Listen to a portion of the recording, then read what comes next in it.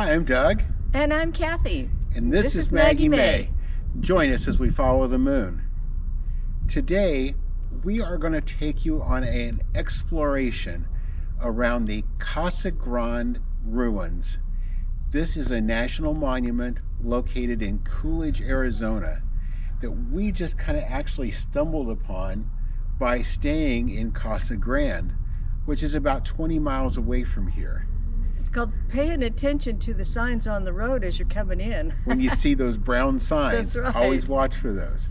So sit back and enjoy this piece of 700-year-old history. Thanks. Now, as you enter the property, it's beautiful desert land and plenty of parking. I showed you this because there's lots of RV parking back here too. So if you're traveling in your RV, no reason not to stop. It's easy to get into and out of. This is the Visitor Center and Museum. This is a fee-free site. It didn't used to be that way, but it's now totally free. This, to me, is a must-see. There's no reason not to come here. Oh, yeah. This shows you a relief of how the grounds are actually left and laid out. It goes through the history, some of the things that have been found at the dig site. That big pottery is huge. Yeah, that big pot was found intact. Yeah. It's not broken and re-glued or anything. It was found as they were digging out one of the foundations back there. But lots of other smaller pieces that have been found.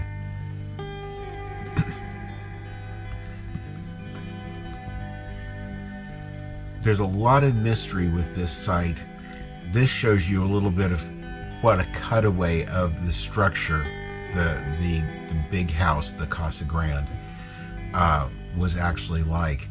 And there were other ones here along the Gila River. They know there was one up by Phoenix, but this is the only one that has remains still standing. The cover that you see over the top of it was put up in the 1930s, I believe 1932. And so it is sheltered from the elements. But you can see all these other foundational ruins out in front of it. This was quite a complex. Now, I've seen covers over other ruins. Mm-hmm. That was one of the most beautiful, well-made. It just fits with it, setting in the desert like that. I've seen some that actually detracted from the ruins. Yeah, absolutely. This is very nicely done. And considering that covering has been over it for almost 100 years of its life, which has been over 700 years, it's I'm sure one of the biggest reasons that there's this much of it still standing.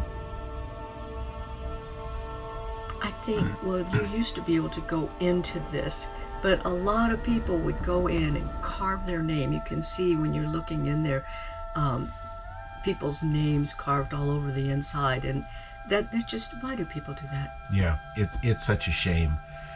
Hopefully we know better now than what we used to, what we're dealing with here. There are two of these little holes on the back, and they are put in there at specific locations that when the sun comes through them, it's the equinox. The equinoxes. The equinox will shine right through them. So it helped them know when to plant and when to harvest. Mm-hmm.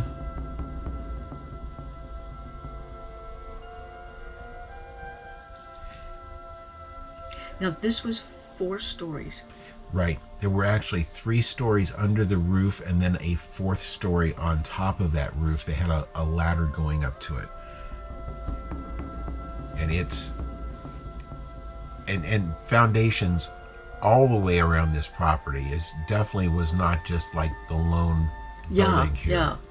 This was quite a little city in its time. Yeah, the building that you see there is not the only part of the monument. Like you said, the foundations. You can walk through the foundations. It's kind of neat. Now, as you look around the site, you'll also notice horizontal lines, especially in the outside of the building. And this was made of basically mud.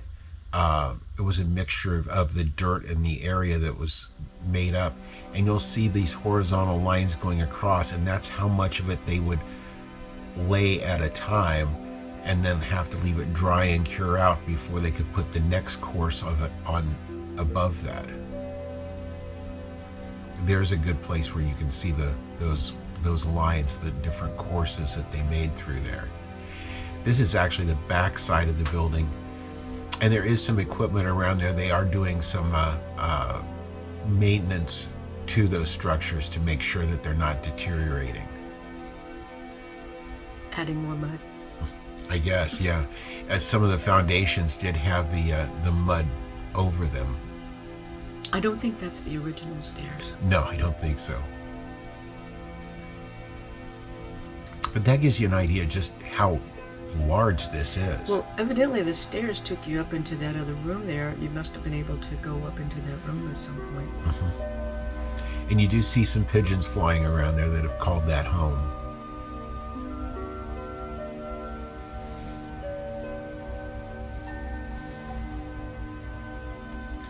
There's Cathy shooting through one door, shooting me at the other one.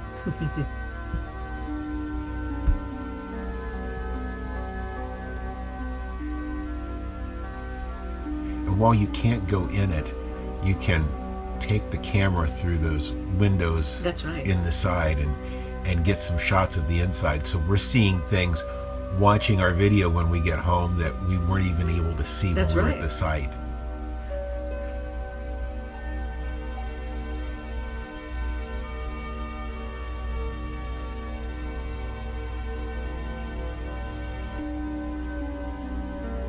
You can see at the top there the holes where I'm assuming probably the floor. Yeah. The floor was laid in there.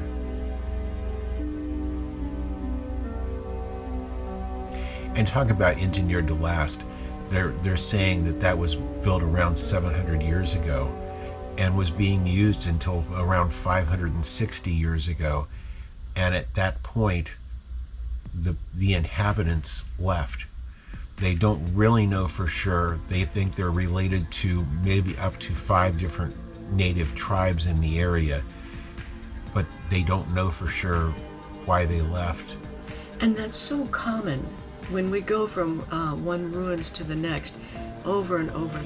They say they just don't know why, but it's because humans are natural nomads. Mm-hmm. Using up resources they can find in an area and then moving on when they no longer can find anything. Now this is a smaller ruin off to the side of it, and you can go through this hole and go into the room. You've got a view once you go in there, and this is what it looks like from inside that little room.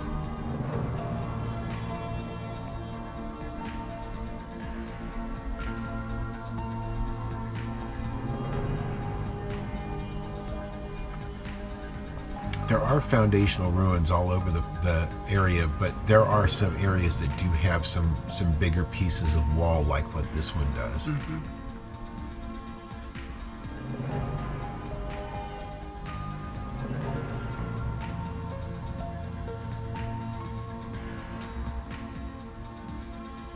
There are some ruins that make me feel like I wish I lived in those times.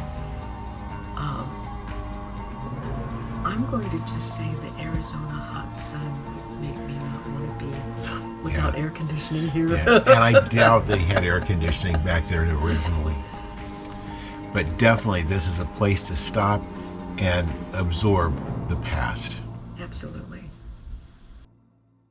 Cathy, what did you think of the Casa Grande ruins? This is pretty neat. It really is. Yeah, I think it's the first time I've seen the 2 stories like that. Yeah, they said actually this was 4 stories tall back in the original, and this is what has been left and preserved of it. To think of this being 700 years old, that's quite a chunk of history gone by. That's right. With that, if you've enjoyed the video today, leave us a thumbs up. We sure appreciate it. If you haven't already subscribed to our channel, watch for the dot up here at the end of the video. You can tap that dot, ring the notification bell, and you'll know where all of our travels are taking all of us together. And thank you for following us as we follow the moon.